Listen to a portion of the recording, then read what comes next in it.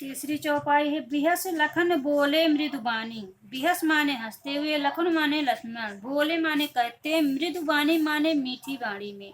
अहो मुनीस महाभट मानी। मुनीस माने मुनियों में श्रेष्ठ, महाभट माने महान योद्धा, माना माने मैंने स्वीकार किया कि आप महान योद्धा हैं। पुण्य पुण्य मोहि दिखाओ कुठारू। पुण्य पुण्य माने बार बार, मोहि माने मुझे, दिखाओ माने दिखाते हो, कुठारू माने कुल्हाड़ा। चाहत उड़ावन फूक पहाड़ू। चाहत माने चाहते, उड़ावन माने उड़ाना, फूक माने फूक से, पहाड़ू माने पहाड़। तो बच्चों देखिए, गोस्वामी तुलसीदास जी कहते हैं कि परशुराम के डींगे सुनकर लक्ष्मण अपने कोमल वाणी में हंसकर बोले, हे मुनियों में श्रेष्ठ मुनिराज परशुराम, तो आप बड़े महान योद्धा हैं। आप मुझे बार बार कुल्हाड़ी दिखाकर मुझे डराना चाहते हैं। आपके इस क्रियाकलाप को देखकर ऐसा लगता है जैसे आप अपने फूंक से पहाड़ उड़ाना चाहते हैं। यहाँ कुम्हड़ बतिया को नहीं। यहाँ पर कुम्हड़ बतिया माने कोहड़े की नाजुक फल या छोटा सा फल। को नहीं कि कोई नहीं है। कुम्हड़ बतिया से तात्पर्य यहाँ है कि लक्ष्मण का सरल स्वाभाविक व्यवहार। जे तर्जनी देख मर जाए। जे माने जो, तर्जनी माने अंगूठे के बगल की अंगुली। देख मर जाए माने कि देखने माँ से ही मर जाएगा। देख कुठारू सरासन बाना, मैं कछु कहा सहित अभिमाना। देख कुठार, देख कर कुठार माने कुल्हाड़ी, सरासन माने धनुष, बाना माने बाण। मैं कुछ कहा सहित अभिमाना कि लक्ष्मण अपने लिए प्रयोग किए। मैं कुछ कहा सहित अभिमाना कि अभिमान पूर्वक मैंने कुछ आपको कहा।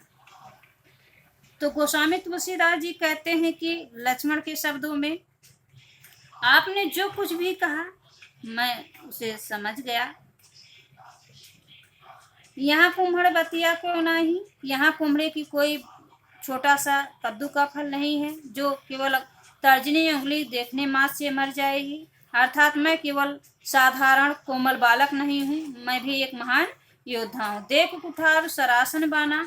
हे परशुराम, मैंने तो आपके कंधों पर धनुष और बाण देखा था, इसलिए आपको मैं महान योद्धा समझा और महान योद्धा समझकर आपसे अभिमान पूर्वक यह बात कही। भृगु सुत समुझ जनेऊ विलोकी। इतना ही नहीं, हे भृगु के सुत पुत्र समुझ जनेऊ विलोकी, मैंने तो आपको ब्राह्मण समझा क्योंकि आप अपने कंधे पर जनेऊ धारण किए हुए हैं।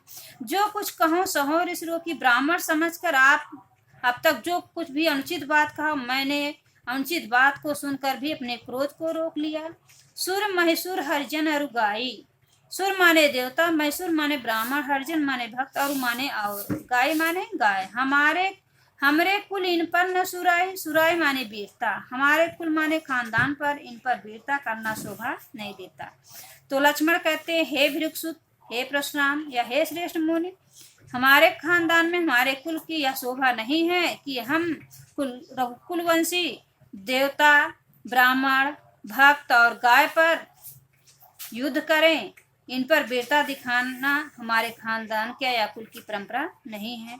इन पर युद्ध करना करके हमारे खानदान की शोभा नहीं बढ़ती। बधे पाप और कीरत हारे। यदि इन सभी का हम युद्ध में वध करते हैं तो पाप मिलता है, यदि इनसे हारते हैं तो यश मिलता है।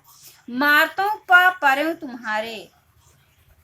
मारतो माने मारने पर, पा माने पैर, पर माने पढ़ूंगा, तुम्हारे माने आपके। ये इसलिए मैं आपको ब्राह्मण समझता हूँ। यदि आप मुझे मारेंगे तो फिर भी मैं आपको ब्राह्मण समझकर अपने कुल की परंपरा के अनुसार आपके चरणों में ही गिरूंगा, चरण स्पर्श ही करूंगा। कोट कुलिस सम वचन तुम्हारा। कोटि माने करोड़ों, कुलिस माने वज्र के, सम माने समान, वचन माने बात।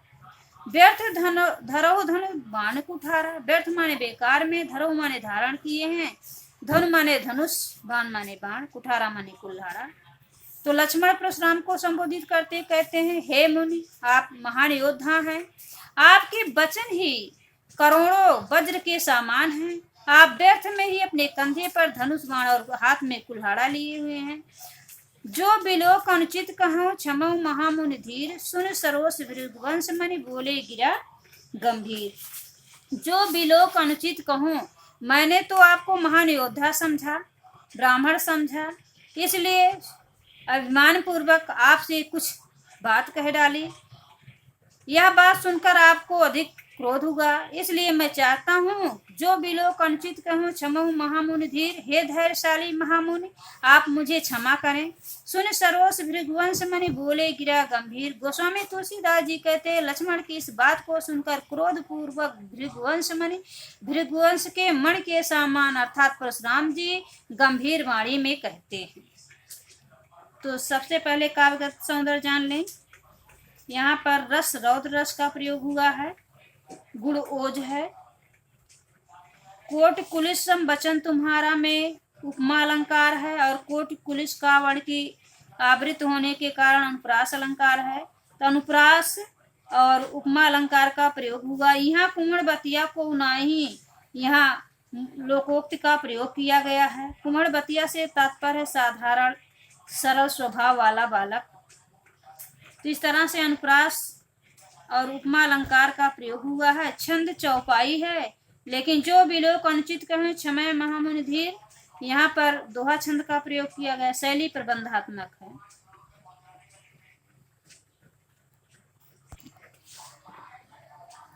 चौथी चौपाई बच्चों है। कौशिक सुनो मंद यहु बालक, कुटिल काल बस निजकुल घालक। भान वंश राकेश कलंकु, निपट कुश अवध असंको। कौशिक मतलब विश्वामित्र। सुनो मंद यहु बालक, मंद माने मूर्ख कुबुद्धि, यहु माने यह, बालक माने बालक अर्थात लक्ष्मण। कुटिल काल बस, कुटिल मतलब टेढ़ा, काल माने मृत्यु, बस माने वशीभूत, मौत के वश में। निज माने अपने, कुल घालक, कुल घालक मतलब कुल को नष्ट करने वाला। भानुवंश, भानुवंश माने बच्चों सूर्यवंश। राकेश कलंकु, राकेश माने चंद्रमा, कलंकु माने कलंक या धब्बा। निपट निरंकुश अबुध असंकु, निपट माने निरा, निरंकुश मतलब जिस पर अंकुश ना हो अर्थात उद्दंड। अबुध असंकु, अबुध माने मूर्ख, असंकु माने निडर, जिसे किसी चीज का डर ना हो। तो कौशिक सुनो मंद यहु बालक, कुटिल काल बस निजकुल घालक। भान वंश राकेश कलंकु, निपट निरंकुश अबुध असंकु। तो मुनि विश्वामित्र जी को संबोधित करते हुए परशुराम जी कहते हैं कि हे विश्वामित्र सुनो, कौशिक सुनो मंद यहु बालक। हे विश्वामित्र सुनो, यह बालक बड़ा कुरुद्ध है और कुटिल भी है। काल कुल घालक, और यह अपने काल का, अपने मृत्यु का के वश में है, और यह काल के वश में होकर भी अपने कुल का घातक बन रहा है। भानुवंश राकेश कलंकु, यह सूर्यवंश रूपी चंद्रमा का कलंक है। निपट निरंकुश अबुध असंकु, और यह पूरी तरह से उद्दंड मूर्ख और निडर है, इसे किसी भी बात का डर नहीं है। काल कवल हुई है क्षण माही, काल कवल मतलब क्या होता है? काल कवल हुई है क्षण माही, कि काल के गाल में समा जाएगा। हुई है माने हो जाएगा, क्षण माने पल भर में। कहो पुकारे, इसलिए कहो पुकारे खोर मोहि नाही, इसलिए इसे पुकार कर मैं कहता हूँ। खोर माने दोष, मोहि नाही, खोर माने दोष, मोहि नाही कि मुझे मत देना। तुम हटकऊं, हटकऊं माने तुम विश्वामित्र के लिए आया है। हटकऊं माने मना कर लीजिए। जो चाहूं उबारा, ये चाहूं माने चाहते, उबारा माने बचाना, इसके प्राण को बचाना चाहते हो तो इसे मना कर लीजिए। कहीं प्रताप बल रोष हमारा, आप मेरे प्रताप बल और क्रोध को इसे बता दीजिए। तो काल कवल हुई है क्षण माही, गोस्वामी तुलसीदास के शब्दों में परशुराम चंद्र जी कहते हैं कि हे मुनि, यदि आप इसे बचाना चाहते हैं तो आप इसे बता दीजिए कि यह क्षण भर में ही काल का ग्रास हो जाएगा, अर्थात क्षण भर में ही मेरे हाथों मारा जाएगा। मैं पुकार कर कह देता हूँ कि यदि मेरे हाथों इसकी मृत्यु होती है तो मुझे कोई दोष मत देना।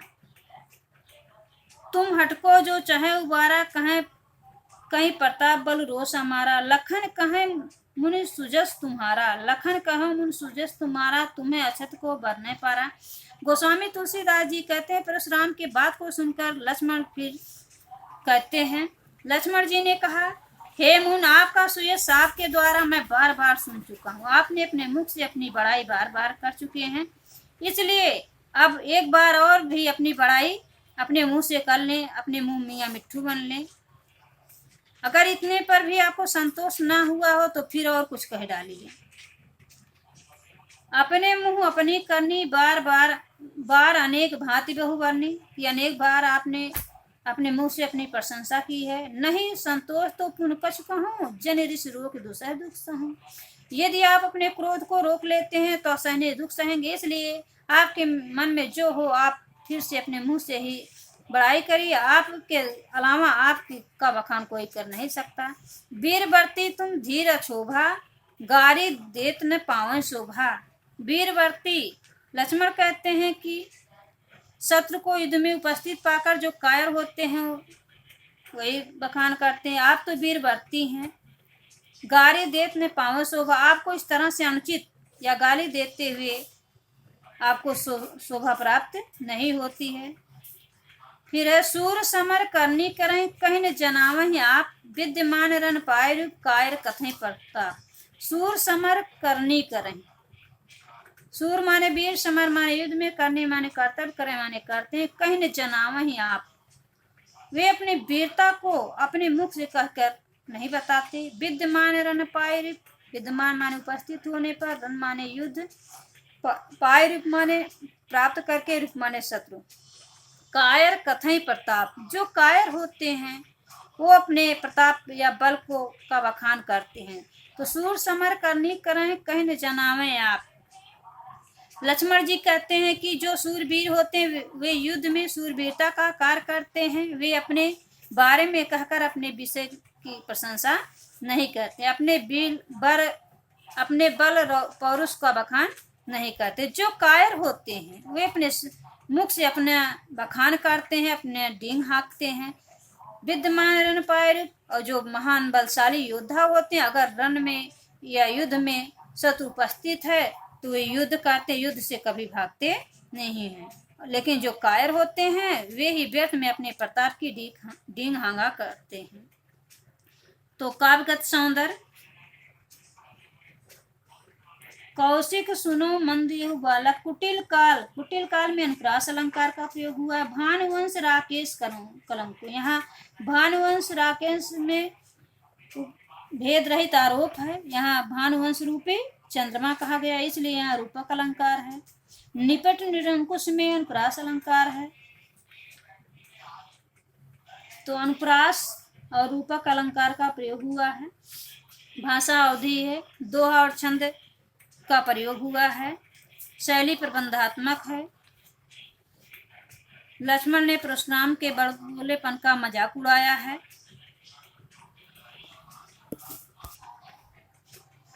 तो बच्चों, पांचवा चौपाई है, तुम तो काल हाँक जन लावा। तुम तो कालू हाँक जन लावा, बार बार मोहि लाग बुलावा। सुनत लखन के बचन कठोरा, परसु सुधारि धर्म कर घोरा।